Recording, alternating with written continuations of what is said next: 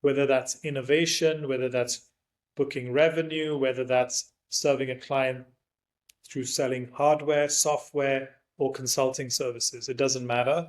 It's connecting human intellect at the right time and the right place to spark further advancement of some form. If you can bring people proactively together, like Bob, I'm sure you've got a lot of good friends from your whole life. But I'm sure there's an opportunity for one of your people and someone I know really well, or even me, that we could just make something phenomenal happen, be it to do with business or to do with community or to do with helping people or whatever it is. Rohan, I have spent my career in the equity markets, fortunately enough. And one of the great benefits of that is seeing hundreds of companies coming public who are young and very successful companies. And what was always impressive was how many of them were solving problems that had never been identified as problems in the past. And when I heard about your company and listened to you present it, that's what struck me, is that you've come up with a solution to a problem most people never identified as a problem. And so I'm really happy to have you on. Thank you very much. My interviews tend to be in the three different types of people. One is people that know something about the big problems that make everybody so pessimistic about the next generation. Another group of people are put this into historical perspective, where we're learning something about how capitalism evolved or something else. And the other category are people like you who are solving problems that we didn't know were problems until you identified it as one. And so while there's a lot of big companies like McKinsey and Goldman Sachs that know all about you, and many others who are undoubtedly going to be benefiting from your solutions, my audience may not know exactly what Louisa.ai does. And so if you don't mind, I'd love to go back to the beginning on how this all happened for you. Thanks so much for joining me today. No, likewise, Bob. Thank you for having me. So I'll give you a quick introduction. So my background is 20 years of investment banking, 17 at Goldman, 10 as an MD there in London, Hong Kong, and New York. And the origin story of Louisa really dates to 2018, when I ended up closing a really large, like a record transaction in Asia. And management basically asked me two questions. They said, how did you do it? And how could you do it again? And the how I did it was really serendipity. I met the right person, the right time, coffee machine in London. He had a position. I thought I could find the liquidity in Asia. And, months of hard work later, we closed this transaction. And so when management said, how could you do it again? I was like, well, what if you could systematize serendipity with data? Because it's crazy that in today's day and age, two adults are going to be thirsty at the same time, meet somewhere and chit chat. Surely there's a better way with all this technology, all this AI. And so that was really the origin of Louisa. And fortunately, there was a leadership change and a lot of new ideas were getting funded. And I moved to the executive office in New York, and we agreed to build Louisa on the condition that if it worked, we'd get to spin it out as an independent company. And now we're an independent company, and we have some of the largest companies in the world as customers.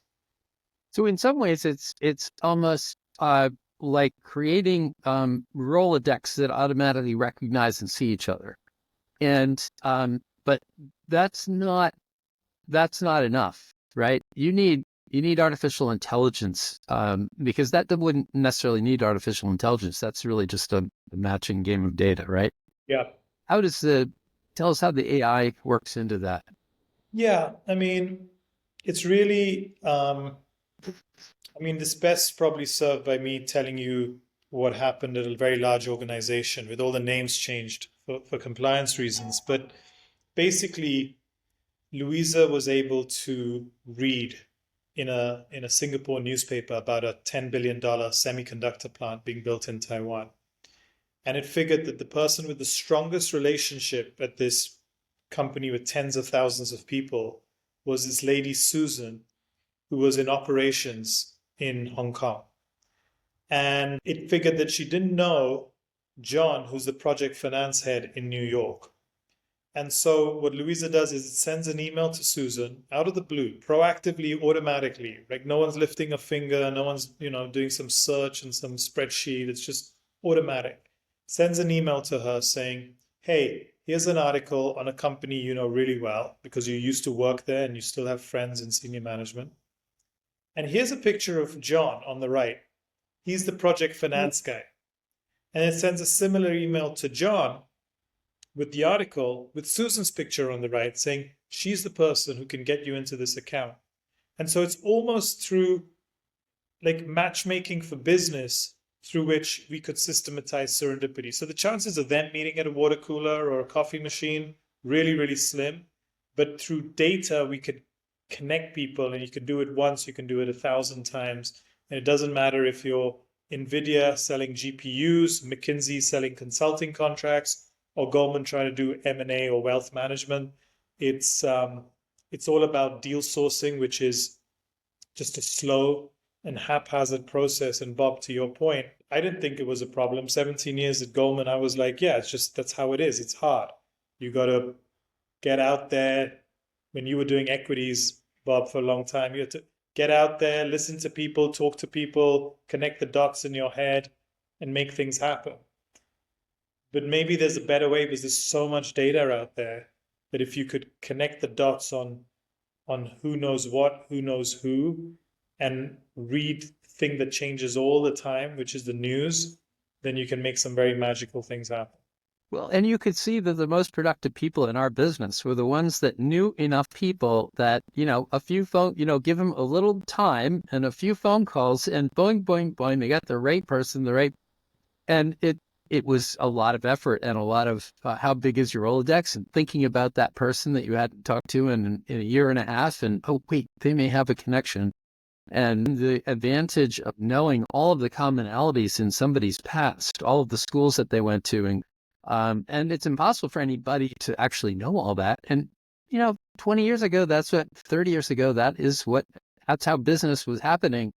And so it's a lot of how these ideas that turn into business transactions are created, that how many could have been created that never were because two people weren't there at the same moment at the water cooler at the coffee machine. It's Totally. hard And to, is there any way to quantify that? what we try and do is it's hard to say what's been missed, and we kind of focus more on the present and the future. So what we try and do is say, okay, fine. We introduced Susan and John on a Thursday afternoon. Let's check in with them every week, every month. When I say that through the CRM and etc., and is there a deal being mentioned? 3 months later, nothing's happened. 4 months later, nothing's happened. Fifth month, they close a huge amount of financing. They make $3 million of revenue. So we want to be able to capture that and then say, hey, company, you're spending six figures on this, on just one transaction, let alone the five others. So it's all about tracking, because I think there's so much excitement, and the future is, what's happening, the pace at which AI is going is amazing. But at the end of the day, a CFO cares about how much money am I putting in and how much money am I getting out. They don't really care about usage stats and things like that.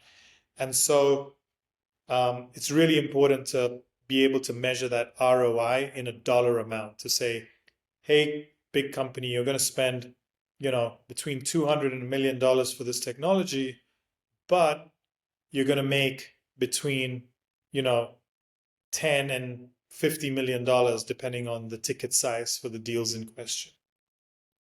And it's got to be a very challenging sale to say, you don't know what you're missing. Lots of salespeople have tried that. I've tried that. It's very hard, but you're making some progress. And you want to talk a little bit about the challenge of an enterprise sale, because your customers are among the most famous of the largest, best intellectual capital customers in the market. And so you've cracked the code a few times. One was a little easier than the others because it was your home base, Goldman Sachs, that not only liked your solution, but implemented it and then invested in your company. So Yeah, that's pretty good. government's not a stakeholder on by design, because otherwise our conversation with JP Morgan and others would be very quick. Good point. So Yep. Goldman are just a long-term customer. I was thinking they backed you in the Oh, sense but they that did. they allowed you. Initially there Exactly. was, yes, a very big investment that helped us. So you're right. It's enterprise sales is always hard. We are, we are very fortunate to have, arguably the largest consulting company in the world, or the best consulting company in the world, best technology company, and the biggest company in the world, full stop. Investment banking, the same. Commercial banking, the same. A law firm. So we are trying to get into different verticals where deal sourcing is a business to business, but ultimately a person to person transaction. It's often multi-threaded. It's often multiple stakeholders, multiple times. And so actually part of the secret to our success in terms of getting access to these large organizations is we actually use Louisa. So what I do is I make sure, so none of my clients are cold, hey, here we are, this company, it's all warm leads at the right time with the right people based on information that we've been able to glean from what's in the public domain to say, hey, the head of sales op at this large technology company is evaluating a bunch of things, and someone on my advisory board can introduce me because they overlapped at Oracle, and one thing leads to another. So every single introduction we've had has been a warm, um, well thought out introduction. In many ways, you have a similar tiger by the tail as a new area of social science, I was told by one of my other guests, the missing Einsteins, where until humans stopped needing to worry about eating every day, and in 1800, 99% of human population was born into poverty and subsistence. So you missed 99% of humanity's ability to actually break out. There may have been many humans in that group that were busy trying to eat all day rather than develop their thinking or develop their talents. And so in many ways, you have the same thing. You got all these deals that could be happening everywhere, but there isn't a knowledge base about who knows who that can cut through all of the problems and get to making the two people understand what mutual benefit they bring to each other. Yeah, I had a Italian friend who said this joke once, which I think is very relevant to Louisa. He says, it's not what you know, it's not who you know, it's what you know about who you know. And of course he did it with the Italian accent, so it was even better. That was something he told me a really long time ago, but I often say it's not just who you know. I know, you know, Harvey Schwartz, who's the CEO of Carlyle, because at some point he ran, sales at Goldman. Um, I can't just willy-nilly. I mean, he'd sort of know me, not very well. I know him. I mean, but I can't just pick up the phone and say, "Hey, Harvey, how about it?" But if there's suddenly an article about Carlyle wanting to do $40 billion of investment in India, and I happen to be friends with, one of the top guys in private equity there, I could say, "Hey, Harvey, do you want to broker an introduction?" There's a reason for me to. It's that I know him. It's that I know the CEO of Carlisle. It's that I've got an interesting proposition at just the right time that helps me build that. So relationship intelligence is, and he's a people's person. He used to be a sales and a CFO and a very smart guy. But again, you've got to bring something to the table where it's a win-win, where there's something in it for him, something in it for me, and we're marrying the art of building trust with the science of data and timing to make those things together. So recently had a call with someone from government affairs at a large bank, and they said someone, some senators in Washington want to talk, and they wanted to talk about AI. It was actually a Republican lunch, but they wanted to talk about AI because everyone in their constituents want to know, in one of the southern states about it. Very quickly, the conversation suddenly realized that look, what Louisa's doing is we're using AI to connect people, not replace them. Because once Susan and Jack get introduced, it's then them with their trust bridge and reaching out and deciding to, and it's them, then people doing things together to make things happen.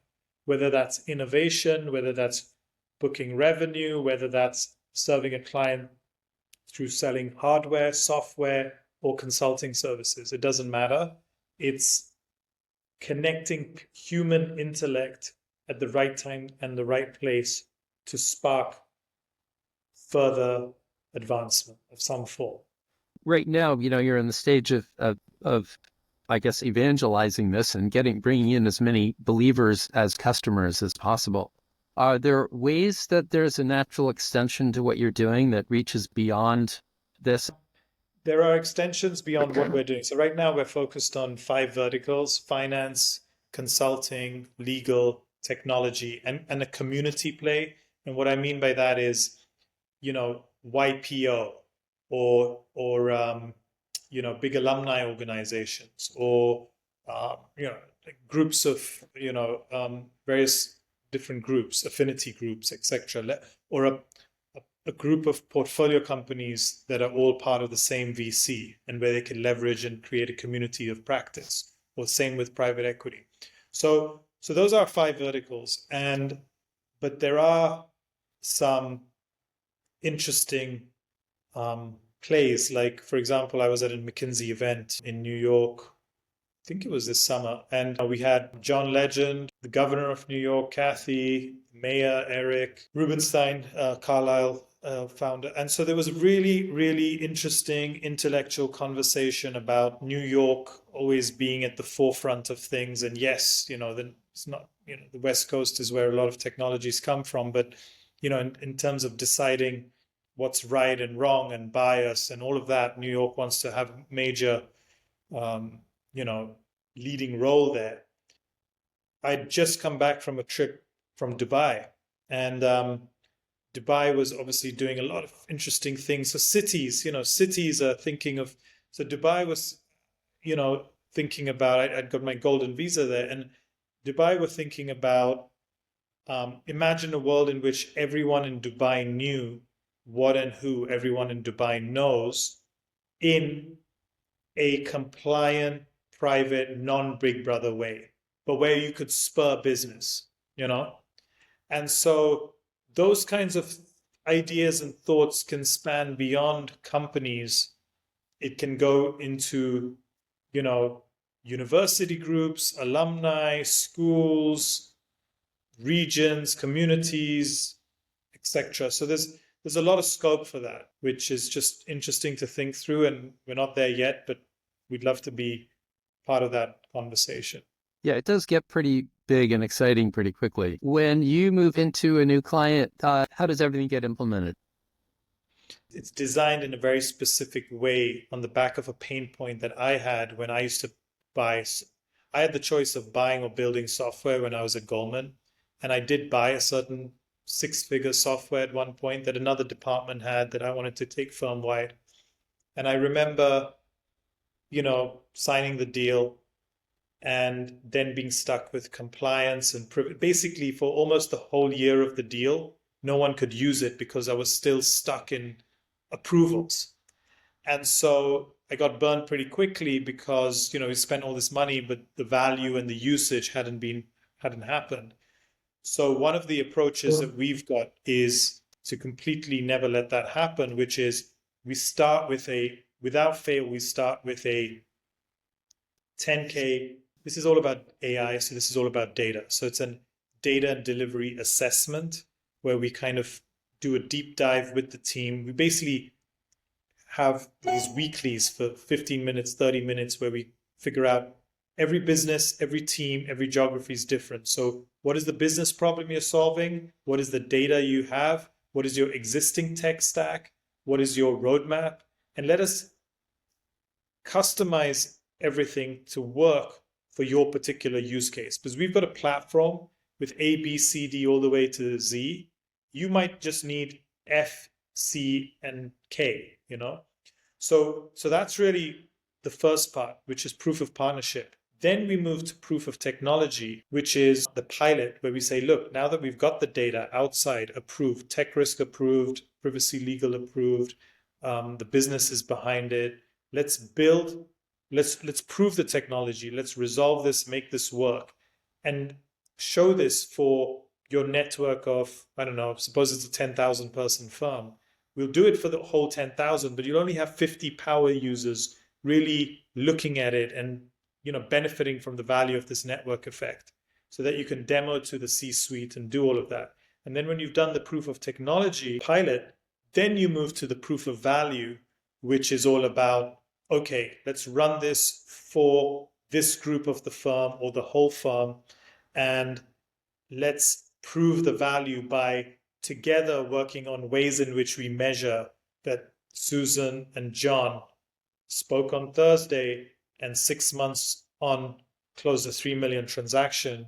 And we know that it was very unlikely they would have met without this happening. And so let's measure all that revenue and use that to fund further expansion so the whole firm can use it.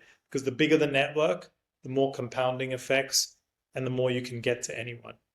It seems that if you were not in a company, that gathering all of the, for lack of better metaphor, Rolodex information from each of the members or constituents, Yeah, that might be a task that is difficult. But within an organization, they already have a large amount of that information that they own and possess. And totally. so it's not as difficult, right? What are the different methods used to find out who knows who among the employees of an organization? How Yeah. does the corporation wind up allowing Louisa AI to see that Yeah. data and work it? So when you were in equities, which organization were you with the longest? Morgan Stanley. Morgan Stanley. So during your time at equities in Morgan Stanley, you would have, if we really wanted to know who you knew, what we would do is we'd look at not the content of your email, but just your emails. And if you, Bob, are emailing Sarah 5 times yesterday, that's strong. You know her well. And if you sent something to Tim once 10 years ago, that could be weak. And so we can very quickly, through the recency and frequency of your interaction data, which could be email, could be your calendar, could be your phone calls, could be chats, or if you're just fresh into, once you leave Morgan Stanley and join another bank, there's nothing in the emails, so it could be your LinkedIn connections. So by taking all of that, we build a very good picture for who Bob knows. And then we do that for 100 other Bobs at the organization or 100,000 other Bobs. And by doing that, we create this massive graph of who everyone knows and how well. And then we resolve, because then what we do is we say, we know Bob went to this university, then he worked at this organization, that organization, and did 30 years in equities. But then we do the same for everyone you know, all your colleagues, everyone they know.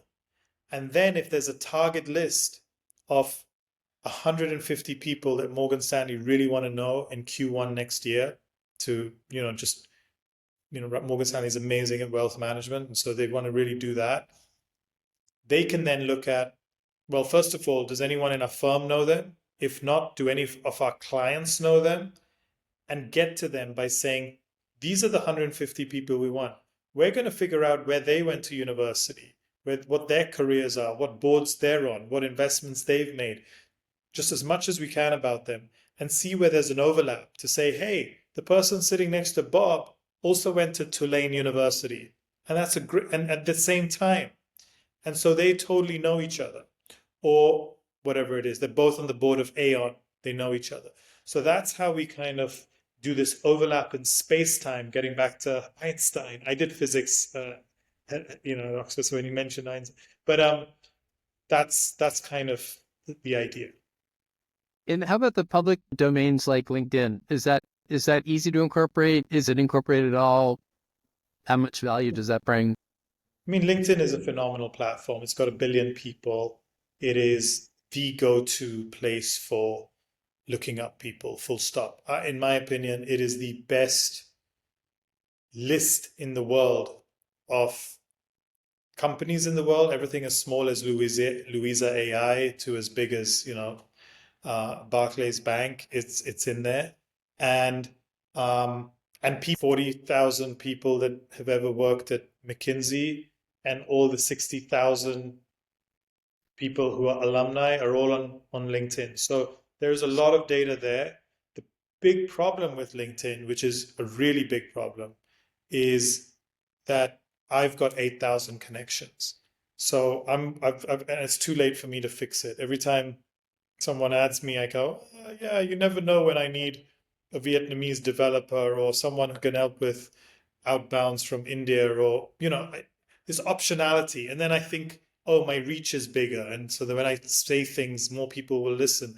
And so my LinkedIn connections are just this hot mess. And sadly, that's the case for almost 90% of people.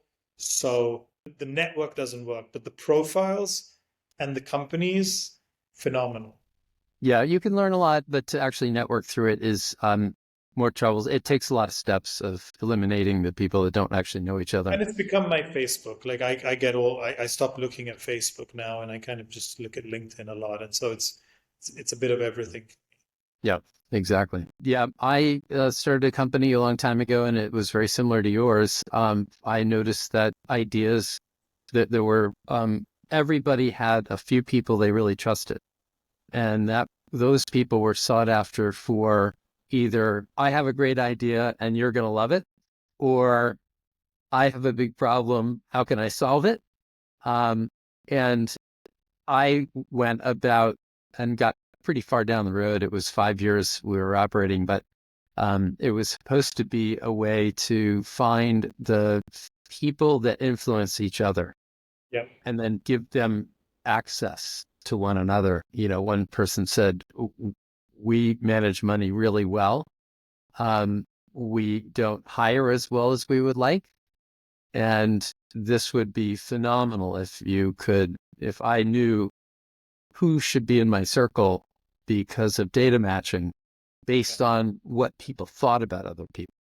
And Yeah. so we came up with a clever way of getting to that information, and we started compiling it. But the business had some issues that ultimately it didn't work, Yeah. unfortunately. But when I was listening to you describe this, I was thinking I had a similar Yeah. approach. Yeah. No, we're gonna, recruitment. LinkedIn has obviously got, LinkedIn makes so much money. It was a fantastic purchase by Microsoft. I think I don't know the numbers top of hand, but like before COVID and after COVID, I think LinkedIn makes like $13 billion of revenue a year or something really, really big. I misquoted the number, but a majority of that is obviously the job search, and then there's an element from Sales Navigator. But again, everything's pretty crumbly because of the connection, the poor quality of the connections. And so, and everything can change now with, Perplexity and ChatGPT and, Google, and like there's just so much information out there that it's going to be interesting what happens. It is going to be But, interesting. but what we do is quite different because we kind of we create an instance, like an automatic, proactive, more powerful LinkedIn for the company. And we're not solving for all billion people that are, um, on LinkedIn. We're solving for the 30,000 people that are critical for your business. And so every company has their own instance. Some of them have a front end, some of them it's just APIs. It can really be quite broad. Um, let's dream a little bit. What Yeah, does the world, let's say that I'll let you define broad adoption uh, on a soon timescale. So you tell me how big that is. What's happening in the economy at that point? yeah, What does that look? What's the impact?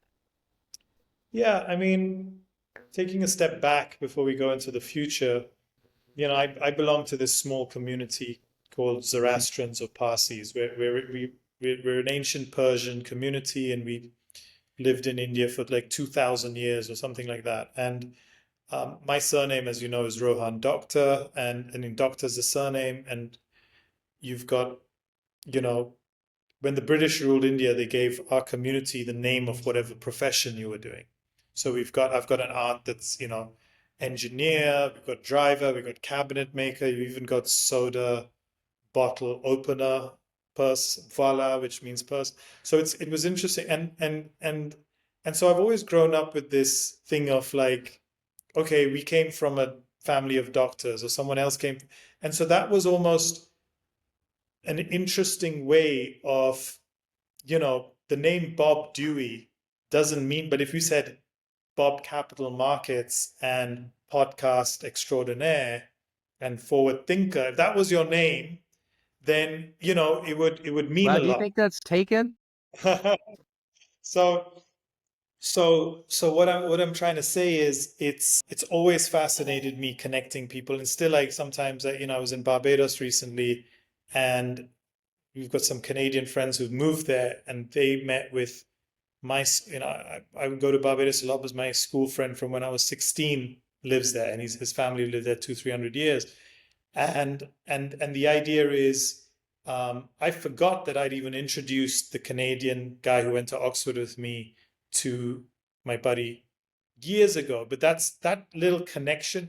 And then as I go to different cities, they go, "Oh yeah, you connected me." And so these connections, I just love connecting people because there's just so much that, and that's why I think with all this AI and all this existential threat to humanity, like, I saw Elon's robots the other day, and, everyone took a gulp, it's like, yeah, they look great. The $20,000-$30,000 in New York to fold your clothes and do everything probably makes sense because, it costs almost $40,000-$50,000 for full-time help. But someone's going to rig this and send it to a war zone, right? And then a criminal's going to get it and it's going to start attacking people. And I've got twin boys. One of them doesn't sleep so well. If there's a robot in the house, he's not. So there's all these, like, the world is in a place where anything could happen, you know. But I think that if people can find those commonalities, regardless of whether their political views, their race, their religion, the fact that we've all actually got something in common with each other, back to your point, because we're not living pre-plague, right? So our forefathers and us have much less in common than you and I do, because we know we can talk the same language, we know what LinkedIn is and things like that. Yep. So I just feel like there is something bigger at play here. I can't quite put my finger on it, but I feel like using AI and data and technology to bring people together at the right time and the right place. Like, look, Facebook, LinkedIn, they've already killed it in terms of bringing, I'm friends with people who I was in, like, nursery with because I've found them again, and we become friends, and all the rest. But that's still a bit of, like, if you can bring people proactively together, like Bob, I'm sure you've got a lot of good friends from your whole life. But I'm sure there's an opportunity for one of your people and someone I know really well, or even me, that we could just make something phenomenal happen, be it to do with business or to do with community or to do with helping people or whatever it is. It's endless. So, Yeah. I just feel like humans helping humans for a win-win, right? Yep. Because it's not going to just be, everyone just can't be philanthropic and just do it for, we're all busy, but there will be a win-win and a mutual win-win. And one of my mentors, the guy who actually started a similar company, Relationship Science, a guy called Neil Goldman, says always fill up the favor bank. There's no, he just wants to deposit favors, and then your checking and your credit checking account and credit account offset.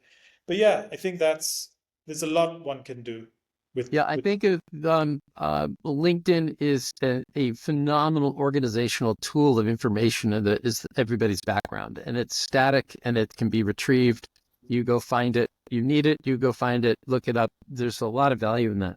It seems like, though, what the concept of your company is doing is kind of almost making it live. It combines those and timing to allow ideas to be executed, created Yes. and executed. Yeah. And that is, it's a little bit like the whole idea of freeing up people's time Yeah. to be able for them to do what it is they want to do. I mean, I think the evidence suggests so far that if you free up human time, there's a lot of problem solving and productivity that happens, and that the more time you give them, the more problem solving occurs. And I'm not even, it may even just be a function of human nature, it rather than motivation. And so it just seems Because like you're freeing up a lot of the time that defrays our ability to put our minds to something. yeah, I think that's right. Um, I'd make two comments there. One is, when people retire, like my parents are retired, you suddenly become like, hey, how do you fill that time? Like, there's a lot of people, like, so there's a whole transition of being so busy and the kids and school and rents and taxes and then suddenly it's like, okay, now we've got a lot like empty nest, like, my oldest son's going to university next year. Now we've only got two kids. We've got three, but he's at university. So there is this notion of time, and actually I find that it's very important to keep people busy. If you give people too much free time, I hope that they use it for creative good things, but they can also just become extremely needy and not know what to do, and depression. So it's actually You're not talking about too much of a good thing, are you?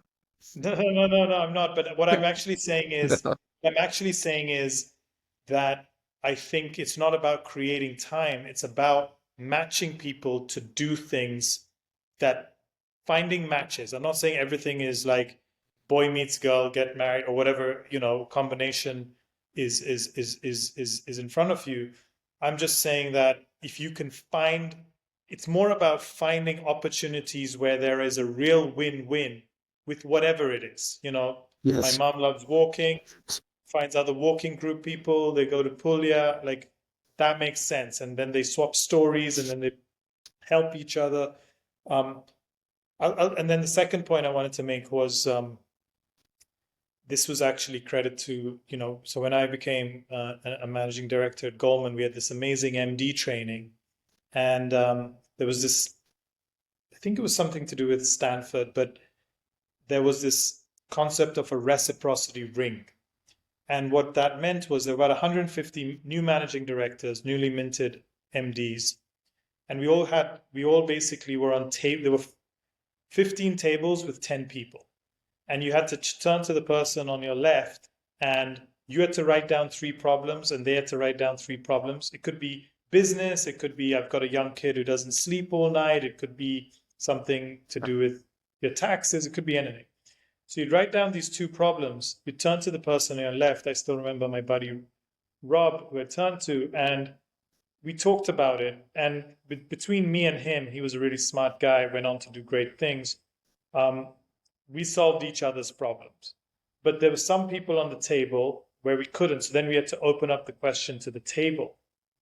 And using 10 mega GPUs and networks and experience, we solved that problem. But then there were some tables that couldn't, even in that group of 10, solve it. So I remember there's a very silly situation, but someone said, oh, it's my husband's 50th and he's a huge Shakira fan. And I want to find a way to get Shakira to write to him, sing to him, perform for him, whatever. And they opened up, obviously the person next to him didn't know, the table didn't know. But when you opened it up to a group of network people at Goldman Sachs across the globe, there was like one person said, oh, my screenwriter and so on, like I know Shakira this way. Or someone said that, my college mate dated Shakira. And there were like 3, 4 connections within that 150 group people to Shakira. And that just lit up. I'm like, if we could almost solve any problem in the world if we get organized in this fashion where we can, now of course this happened, this you had to be there real time and you had to do it. So the problems with that system, the whole world can't come together and say, how are we going to solve polarization in the States? How are we going to solve the conflict in Ukraine or but by getting them through different times and different groups to find solutions, saying, yes, what's done is done and it's bad, but we've got to de escalate and find a better way. That could be really interesting. So I'm fascinated by that. And there are books I'm reading and people who've written some phenomenal stuff that I'm trying to, find the time to read and get more educated on that. What a very powerful example. Yeah. 2 people, 10 people, 150 people, problem solved. Yeah. Everybody working together. Yeah. Well, that's fascinating. Let's see. I am really happy with what we've covered. Yeah. Same. Same. Um, I can't think of anything that we I watched haven't. some of your other podcasts, and it didn't seem that they were Yeah, covering this cover stuff. new ground. Cover some new ground. Yeah. Well, that concludes my interview with Louisa CEO Rohan Doctor. I found it fascinating because it addresses this idea of missing Einsteins for business transactions that must be happening everywhere. There's a randomness of business connections that combined with timing means so many things don't get done that might get done with a tool like Louisa's. It also points to the power of data-driven connectivity. And so we'll see how this unfolds. And if it's successful at the corporate level, I imagine that it could have material impact on communities and other non-corporate activities. So anyway, if you enjoyed this interview, please subscribe to my YouTube channel or Apple Podcasts, Spotify Podcasts.